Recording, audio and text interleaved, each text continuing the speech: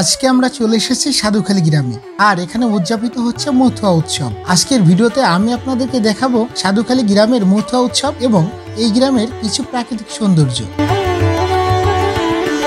এখন যে মঞ্চটা দেখছেন এটাই হলো মূল মথুয়া উৎসবের মঞ্চ।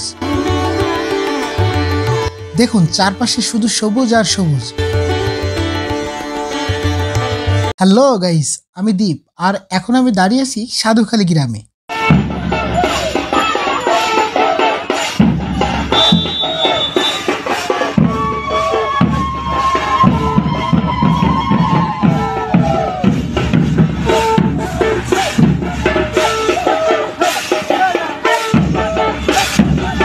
দেখুন চারপাশে কত লোকজন।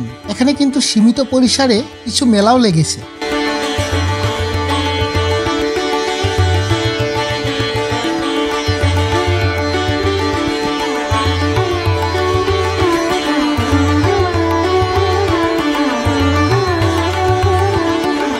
দর্শক, আমরা কিন্তু দেখতে পাচ্ছি হলুদ যাচ্ছে পরিহিত একটি মথুয়া দল মঞ্চের দিকে অগ্রসর হচ্ছেন।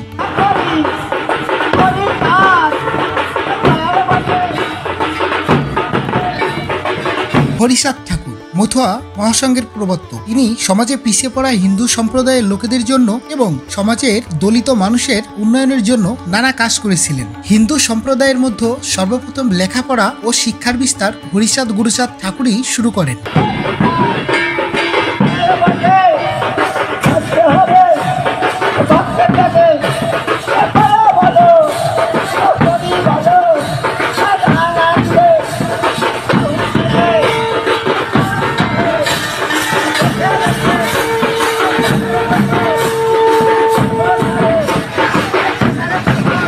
সারা পৃথিবীতে হরিচাঁদ গুরুচাঁদ ঠাকুরের ভক্ত রয়েছে অসংখ্য। আপনাদেরকে বলে রাখি, এখানে কিন্তু 50টি মথুয়া দলের নিমন্ত্রণ ছিল। বৈরী আবহাওয়ার কারণে অনেকেই আসতে পারেনি।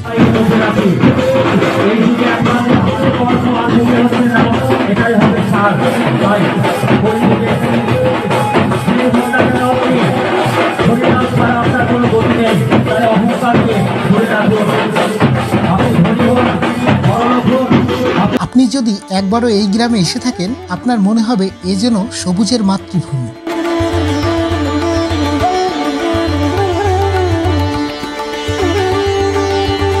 আমরা কিন্তু আবারও দেখতে পাচ্ছি আরো একটি মথুয়া দল মেলায় প্রবেশ করছে।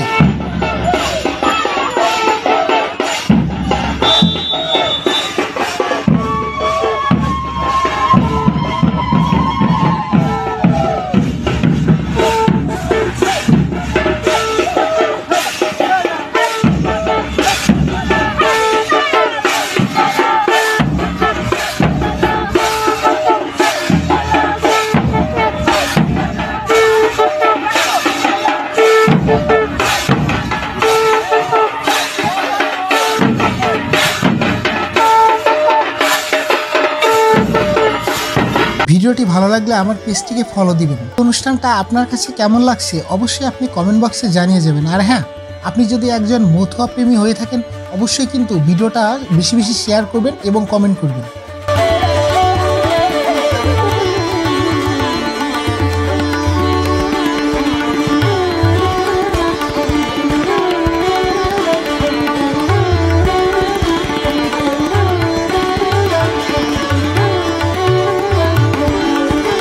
দেখা হবে আরো একটি নতুন ভিডিওতে। ভালো থাকবেন সবাই।